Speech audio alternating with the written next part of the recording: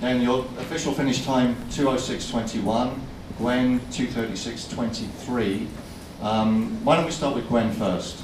An interesting transition, obviously Olympic triathlon champion. Ran in New York on comparatively little preparation. Now here, is it fair to say this is the first marathon that you truly focused on? And can you give us your thoughts on making that transition and your result today? Yeah, I would say today was my debut marathon. I am, I'd say, gutted, very disappointed with my result. I had training that was better than that. I don't like to make excuses, but I have had a fever all week, and I've raced sick before, and I've raced really well sick before, so I was very hopeful going into this race that I would perform, and I got in the race, and for mile one, it was a huge struggle. So I'm very disappointed with how the day went, and I need to go back and see what we can do differently. Thank you. We'll certainly want to hear more of your thoughts on that, but let's start also with Galen. Can you give us your thoughts on your performance today? Obviously, a lot of expectation. What do you think? I mean, obviously, my goal was to win, but I ran as best as I could today. And at the end of the day, when I go back and look at it, I'm sure there'll be some things that I can learn from this, and that's all you can really ask for. If you learn from it and get better, that's the most important thing. But I ran as well as I could today, and I just got to give credit to Mo and all the other guys that beat me. They were better today, and they ran well. And I'm real happy for Mo. I thought he ran a great race. I'm thrilled for Seguro to get the Japanese record. I know he's been working really hard, and that's something he's worked for so long. And so it was still a great day for our group. And yeah, I mean, all you can do is run as hard as you can, and give as much effort as you can. And I believe I did that today, and it just wasn't in the cards for me. Okay, questions for Galen and Gwen? Yes.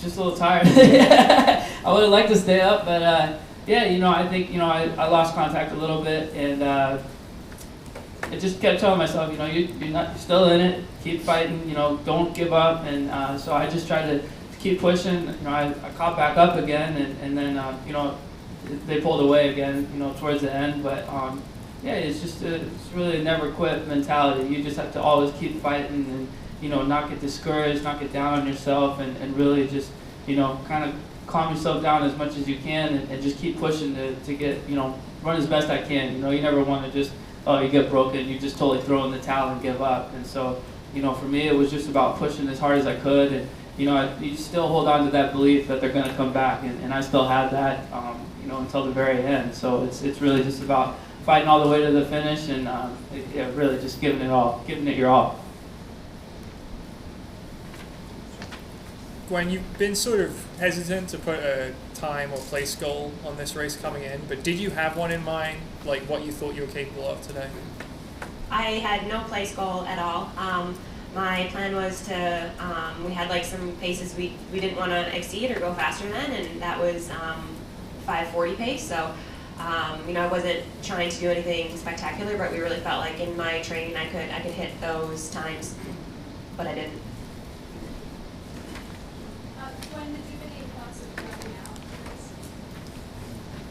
It definitely was a struggle the whole way, and I just kept telling myself a little bit like Galen, like you just try to give it everything you can the entire way. And for me, I was like, okay, at the halfway point, I was behind where I wanted to be, and I just thought, okay, well, if I could do anything, I want to try to have a great last 6 miles. Let's at least, keep maintaining this pace, and last 6 miles, let's finish strong. And I probably finished in like 8-minute pace, but that was kind of my goal, was let's try to learn something from this. Let's try to see how much you have in the tank and how fast you can run on tired legs.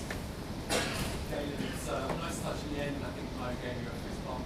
Can you just talk a little bit about his performance and how fresh he broke? I mean, obviously I didn't see it at the end, but yeah, I heard he made a big move, with right before that hill, probably about 800 meters to go, and yeah, I thought he ran awesome. Obviously he won the race, he set a new PR, and I thought he ran really smart. He stayed away from a lot of the big moves in the beginning, and especially in the middle, and ran very even and just bided his time, like he did on the track. And I wouldn't expect anything less from him. It's obviously been something that has worked very well for him, and yeah, I'm just happy to see him, move up to the marathon. I know that, it was a big decision for him to keep going. I said this a couple days ago, but it's, he doesn't need to do this. He could have retired after all he's done on the track, but it's something that he wanted to do, and when he wants to do something, I know that he's gonna put his all into it, and this was no different. So I was real happy for him, and yeah, it was great, see him at the finish line. I was thrown up a little bit, so I didn't want to touch him, with my hand, so I thought fist bump might be a little bit better. But yeah, it's he's always been very supportive of me, and today was no different than that. Break when you fell back was at 35K at the aid station. Joffrey Peru, he was up front. He skipped the drink and pushed hard, and you took some time in the drink. Was there a gap there, or did you feel you were losing power before that point? Certainly I was kind of hanging on at that point. You always think, well, maybe gain a little bit, skip a drink. You don't have to slow down to grab your bottle and drink it, but I think it was just the right call to keep trying to drink, keep trying to get those fluids in. It's especially at the end of the race, you don't want to just totally crash. And so, I wanted to do that, but certainly, yeah, I was hanging on at that point, and I thought that they might come back still, and just had to work my way up gradually. But yeah, I mean, I think it showed. I was teetering at that point. Larry, Gwen, you're fairly critical of yourself. Do you see a difference in competing at both the world-class triathlon level and at the level in athletics? And not really comparing them, but is there, I remember when you ran your New York City Marathon after winning gold, you weren't happy with that time either. The conditions were pretty tough today. Do you see any positives in the race that you had today? Sure, there's some positives. I think what makes athletes great is a lot of times we see the negatives, and for me personally, when I feel like I have a bad race, I let myself have 24 hours of kind of being pissed off, and so you guys are kind of seeing that because it's within 24 hours, and then I go back and really try to evaluate, the positives. I feel like, I guess trying to think right now what's a positive of this race. I felt like I really had my nutrition nailed. It's something we worked really hard on. I had no GI issues. I felt like I was fueled the whole way. So there's definitely positives that came out of this race. But, I really feel like my training was indicative of faster racing, and on the day it didn't happen. So, it's just, it's part of racing, and I have to go back and see where I can improve. A number, can you put a number on what his upper end is?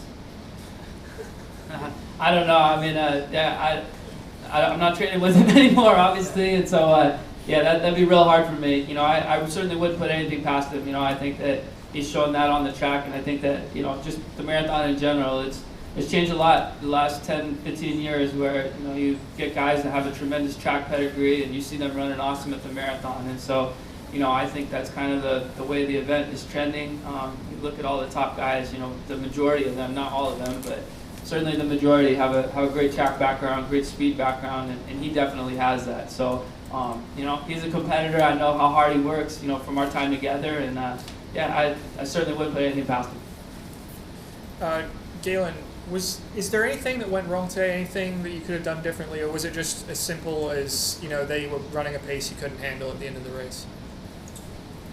I just, yeah, I ran the best race I could today. I wouldn't say that, anything went wrong. It just wasn't my day today, and give credit again to those guys for running the race that they ran, but they were just better than me. Galen, I'm going to ask a similar question that I harassed Gwen about a few minutes ago. You ran 2:06:21. It's not your best, but it's pretty darn impressive. Are we going to see you go back run the 10,000 on the track still, or are you going to that other kind of pain? Yeah. Or are you going to stick with the marathon? I never say never, but I'm a marathoner now. If I do that, it's just that I think that it would help me run the marathon. But my focus is fully on the road right now, and everything I'm doing is geared towards the Olympics in 2020. That's obviously the big goal.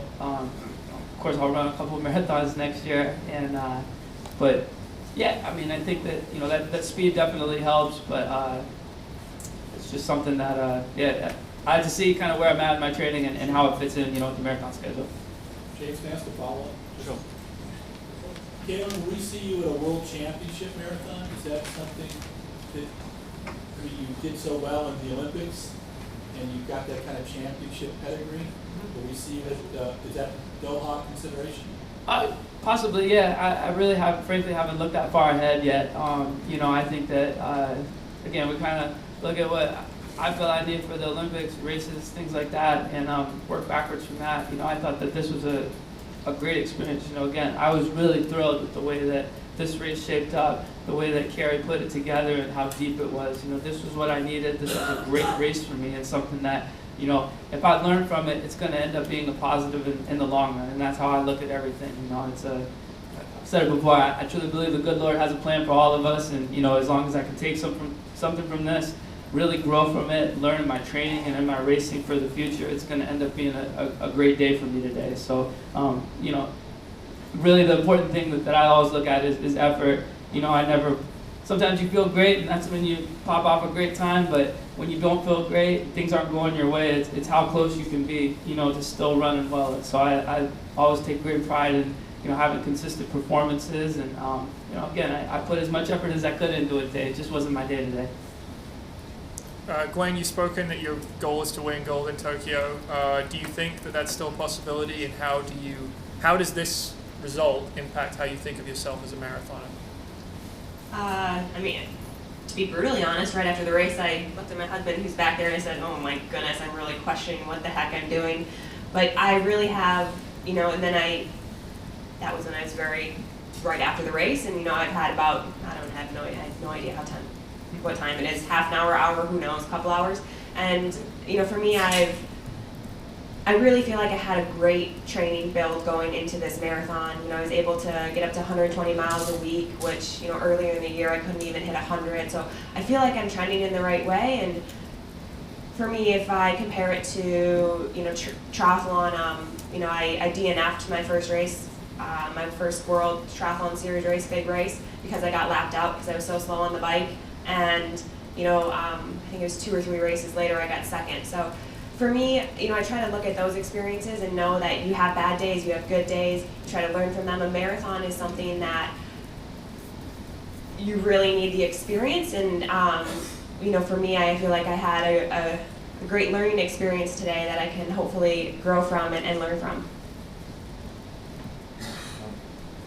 So Glenn, will you consider, and I know this is asking something right after you finish the race, is Doha Marathon something that you're considering as part of the learning process? So Jerry decides all my races, and when we were in this build, I kind of asked him, like, what am I going to do next? And he's like, we're not worried about that until after Chicago. So I have no idea. I trust Jerry completely, and a lot of times the decisions of what we're going to race are very last minute. So wait and see. Is the marathon more difficult than you thought it would be, Gwen? Do you feel humbled at all by this result? I'm definitely humbled by it. I wouldn't say it's more difficult. Stepping up to a completely different sport, a completely different distance than I've ever done. I knew it was going to be this huge challenge, and that's something that I wanted. Triathlon, I felt like I had mastered it, and that wasn't exciting for me. It didn't get me motivated every day. So for me to be confronted with what I need to do is something that gets me awake every day and makes me work hard. Gwen, can you describe what it feels like to run 120 miles a week? It's exhausting. The first week I did it, I remember I had a workout, and it was my only workout in the build that was really bad. And Jerry's like, ooh, maybe we need to cut back the miles. And I was like, give me 3 weeks. Like, I just need 3 weeks to try to adjust and get up to this. And, I remember not being, like I'd have to go on an afternoon run, for an hour, and I'd get out the door and I'd be like, oh, I'm just tired. I don't want to do this. This is exhausting. But once I got moving, a lot of times you just need to get that first mile in, and then it becomes a lot easier. And actually towards the end I really started to enjoy it, and something that was kind of fun was tapering down. And I remember I had like a 110 week, and I was like, this feels amazing. So it's kind of cool to hit those big miles and then be able to taper down and feel better. Final question, I'm enjoying your videos. Is it something that kind of keeps you, is it a motivation, or how do you comment on it? The videos are my husband Patrick's idea. This was a big thing of mine that I was very hesitant about doing. I don't like being in the public eye. I know that it's part of being an athlete. You have to, and it's something that I've embraced over the years. And I think it used to affect my racing and my training, and it doesn't anymore. And Patrick's been really good with our videographer, Talbot Cox. We actually have someone different here, Ethan, this weekend. But they've done a really good job of, if they come to training and I'm like, look, I don't want it today, they don't do it. They've been really great. I think the thing I do like about it is it's just a way to connect with the fans and keep them up to date on what's going on. Okay, one more question, if we have one for Galen or Gwen. Would you guys go through the weather conditions today? I mean, the weather is what it is. It's something everybody's got to deal with. I didn't think it was too bad. You get a little headwind sometimes, but the way the course is at your back a lot too. And a little rain isn't the worst thing in the world. I'm from Oregon, it rains all the time. And so, I thought the temperature was good. And obviously, I think everybody still ran pretty fast today. So I don't think it really affected anybody's performance too much. Yeah, same as Galen. From Oregon as well. A little cooler weather at the start. It was comfortable. I think good for racing. And I never think about the weather when I'm racing, because I just know everyone is dealing with the same experiences, the same weather. So it's something you can't control. So for me, it's just you just don't even think about it. You just run. Gwen Jorgensen, Galen Rupp, thank you so much for joining us today.